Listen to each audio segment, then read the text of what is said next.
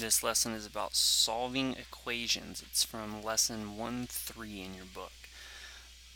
So a solution, you hear that term all the time, solution for an equation, but what's in red here is really important. The solution of an equation is a number that makes the equation true. So an equation has an equality sign in it, and it's a statement. It really is just a statement, and in order for the statement to be true, you have to have a solution. Okay. You might want to pause the video and look over some of these properties, but basically what these properties are saying is that if you do one thing to one side of an equation, you need to do the exact same thing to the other side. That's what the addition, subtraction, multiplication, division properties are all saying. The symmetric property and the reflexive property are pretty obvious for our application, so you can just skip over those. Example 1, solving the equation with a variable on both sides. So we've got y on both sides. So what you want to do to solve these is you want to get both variables on the same side. And so in order to do that, you want to do the opposite of whatever is happening here. This is a positive 8y. So to get it on the other side, you need to subtract 8y from this side, and you got to subtract 8y from the other side also. So it's really important that you do the exact same thing to both sides of the equation. And negative 8y and negative 8y are the same thing, so when you subtract them, you should still have an equality statement here. Okay, the 48 didn't change and the negative 47 didn't change. Now we want to get y by itself so that we can solve for it, so we need to get rid of this 48. Well, it's being added to 5y, so we need to subtract it from 5y. Alright, we're doing the same thing to both sides, so we're still good. 5y is equal to negative 95. Now we have 5 times y, so we've got to do the opposite of that, or the inverse of that would probably be a better way to say that. So we did the inverse of addition, which was subtraction, and we're doing the inverse of multiplication, which is division. So 5 over 5 gives you 1, so we're left with just y. And negative 95 divided by 5 is a negative 19. So that's the value, and you can plug it back in here and check. Negative 19 is a value that makes this statement true. Example 2. So we have the same thing, but now there's the distributive property, so you need to do that first. You need to distribute before you start moving things around. So the 3x isn't going to change. We need to distribute this negative 7 to both terms, and make sure you multiply it by negative 7 to both terms. So negative 7 times positive 2x gives you a negative 14x. Negative 7 times negative 13 gives you a positive 91. And the way that I did that is you do 7 times 10 is 70, 7 times 3 is 21, and then you add those two together, 70 and 21. So you can do that in your head, you don't really need a calculator. 3 times negative 2 gives you a negative 6x, and 3 times 9 gives you a positive 27. So now we've distributed the negative 7 and we've distributed the 3, and we have a problem that's just like the one we had before. Let's combine like terms on this side and then get all the variables on the same side. So 3x minus 14x gives you a negative 11x. Okay, now we're going to get this 6y on the other side, so we need to add it to both sides. Okay, we're doing the same thing to both sides, so we're still good. Negative 5x plus 91 equals 27. Now we're adding 91, so the opposite of adding is subtracting. We get negative 5x is equal to 27 minus 91. If I do it the other way around, we're going to get negative, that is not correct. This is supposed to be an 8. Negative 64. Now if we divide both sides by negative 5, we'll get just x right here, and then we'll get 64 over 5, or that's 12.8 as a decimal.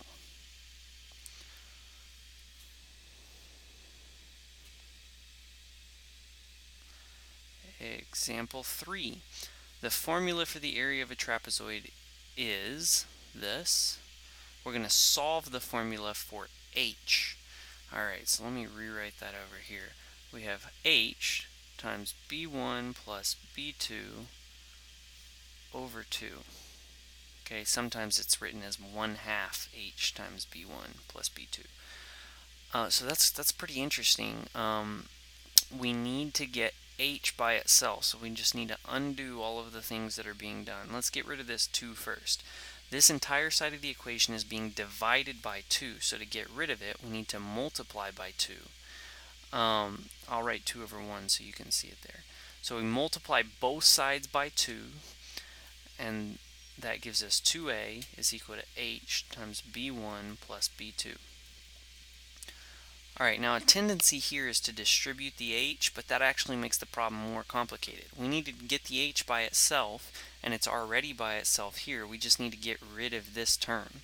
So to get rid of this term, just divide by the exact same term. Even though there's addition there, it's okay. b1 plus b2 is the exact same as this. We're dividing because h is being multiplied here. This is multiplication, h times this term. To make sure that it's still equal, we're going to do the same thing on both sides. b1 plus b2, we're going to divide by that term. And we're going to get 2a over b1 plus b2 is equal to h. h is now by itself because these canceled out. And so this is our solution. We've solved the equation for h. Example 4. Solving an equation for one of its variables. So I'm going to rewrite this also. X over a plus 1 is equal to x over b. And we're going to solve this for x, and it also says find any restrictions on a and b. So restrictions is something we're going to talk quite a bit about this year. You got to be really careful that anytime you have a variable or a placeholder number like this isn't really a variable, it's signifying a number. You have to think about values that it cannot be restrictions where it would mess this up. So one of the things is anytime you have division, you have to make sure if you have division that you're not dividing by 0, because algebra does not like dividing by 0. So in this case, x is being divided by a, so a cannot be 0, that's a restriction. And x is being divided by b, so b cannot be 0. If a or b was 0, then this would cause a serious problem for this equation. Alright, now that we've solved that, we want to figure out what x is, get x by itself. There's a bunch of different ways to do this, but one of my favorite things to do is get rid of fractions. When you have fractions, it makes it a lot more difficult. So the way that you do that is, x is being divided by a, so if I want to get rid of a, I got to multiply everything by a. And that's every single term. Okay, so a times x over a gives me x, because the a's cancel out. A times 1 gives me a, and a times x over b gives me a times x over b. We don't know what any of those are. So I've already gotten rid of one of the fractions. I got rid of this guy right here. So now the next thing is to get rid of the other one. I'm going to do the same thing. It's being divided by b, so I'm going to multiply everything times b. X times b gives me bx. A times b gives me ab. Ax over b times b, the b's are going to cancel out and I'll just have ax. So I like this a lot better. There are no fractions in here. So now what I need to do is solve for x. Well, in order to solve for x, I've got to get both the x's together. So in order to do that, I'm going to move this term to the other side. And the way I'm going to do that is I'm going to subtract from bx on both sides.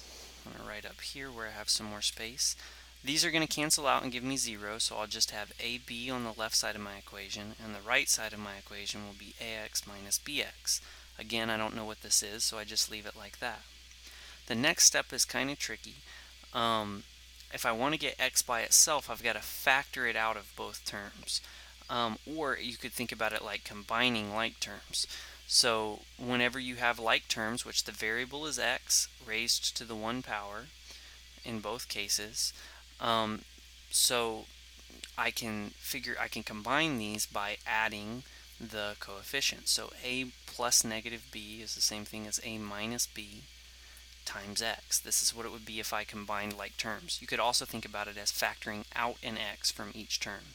Ax and bx. And if you did the distributive property, you would get back here. Alright, now I have x by itself. To solve for x, I'm going to divide both sides by a minus b, very similar to what we did in the last equation with b1 plus b2 on the last example. These are going to cancel out here, and I'll be left with ab over a minus b equals x.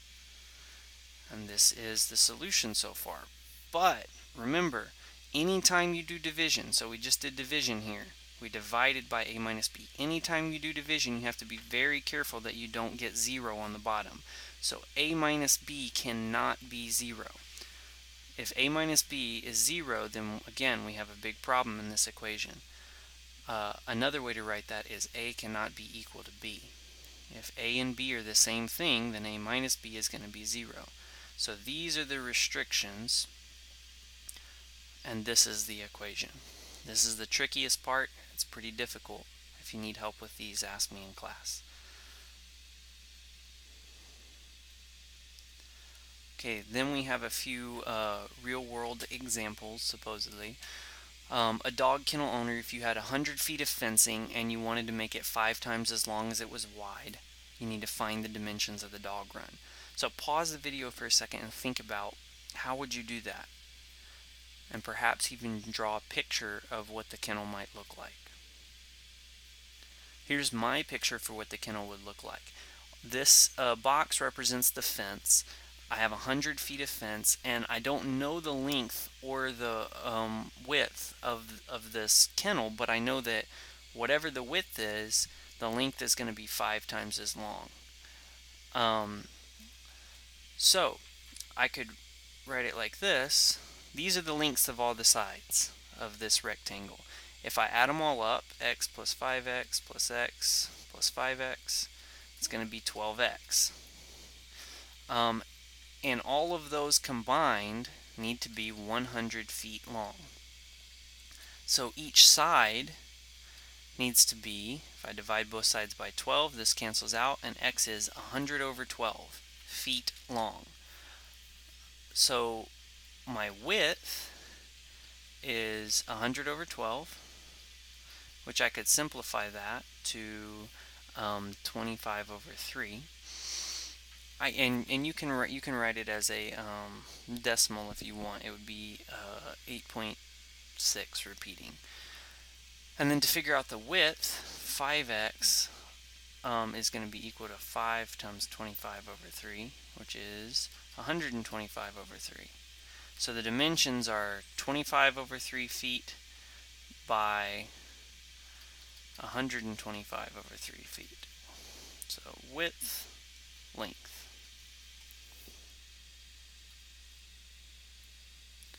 Example 6, again, try and draw a picture of what's going on here and then answer the question. You might want to pause the video and try and do it on your own and then come back and look at the solution. So here's my picture. The lengths of the sides of the rectangle are in a ratio 3:4:5. I don't know exactly what it is, so I use a variable to say whatever this is, 3 times x is they're gonna be in that same ratio. The perimeter of the triangle is 18 inches. Find the lengths of the sides. So this is one of the ways that variables are really useful. 3x plus 4x plus 5x is going to give me the perimeter. If I add all the sides up, that's going to give me 18 inches. 3x plus 4x plus 5x is 12x is equal to 18 inches. So x is equal to 18 over 12 inches, which is equal to 1.5 inches. 18 over 12 is the same thing as 1.5. So if x is 1.5, then 3 times x is 4.5 inches. 4 times x is going to be 6 inches. And 5 times x is going to be 7.5 inches. So these are the lengths of the sides: 4.5, 6 inches, and 7.5.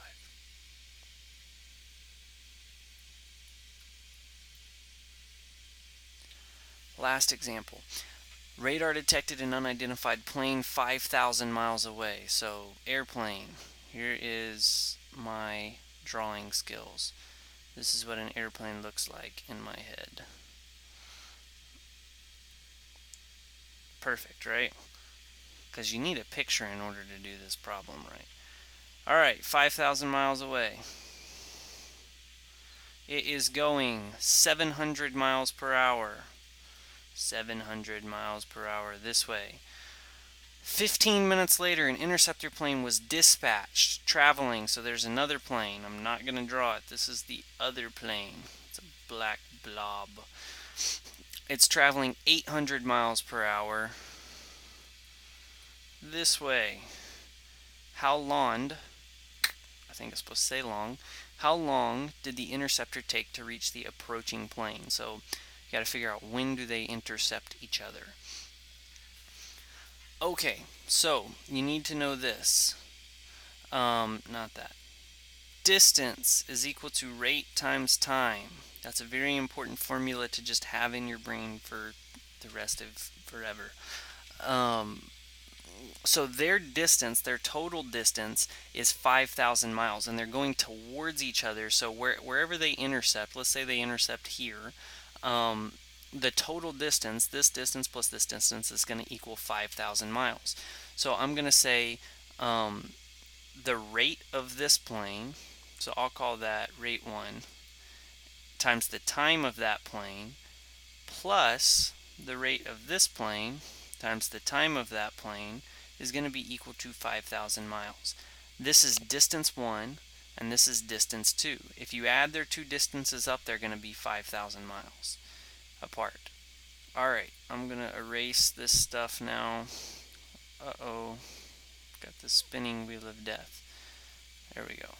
Since you don't need my lovely picture, this is the important equation that we're going to be using. So we got to figure these things out. Some of these things we already know. The rate of the first plane is 700 miles per hour. So it is going 700 miles per hour. And we'll just say its time. We don't know what its time is, right? Sometime t. The rate of the second plane is 800 miles per hour, and we also don't know its time, but we know that whatever the time of this one is, it's 15 minutes later. So plus 15 minutes. So t is time in minutes. T equals time in minutes. And then together that's going to equal 5,000. So now we have an equation. Okay, the important thing is to be able to say distance 1 here, distance 2 there, combine them to make an equation, and then to be able to figure out that the times you can write with the same variable if you substitute in the fact that the second time is the first time plus 15 minutes, because they waited 15 minutes before they dispatched the other plane. Alright, so we got 700t plus 800t plus whatever 800 times 15 is. That's going to be 120 plus 2 zeros equals 5,000. Need more space. Alright, then you can combine like terms and you get 1500t is equal to negative 7,000. I made a mistake.